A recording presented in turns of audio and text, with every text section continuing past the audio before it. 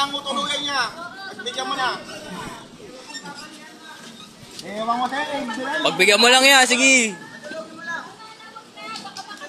Tama na. Tatalang tatap na.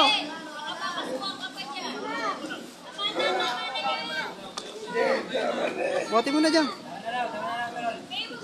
Wala na eh, makulit na yan eh. Tama na.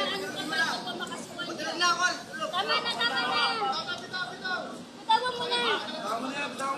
Huwag mo na masyadong ano, tama na yan. Tama na.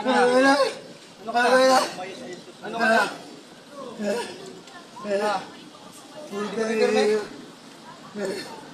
Ayos, tumigil.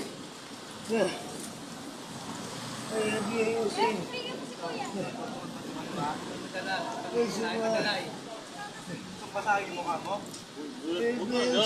Tama na, be. Huwag mo na masyadong patulan siya.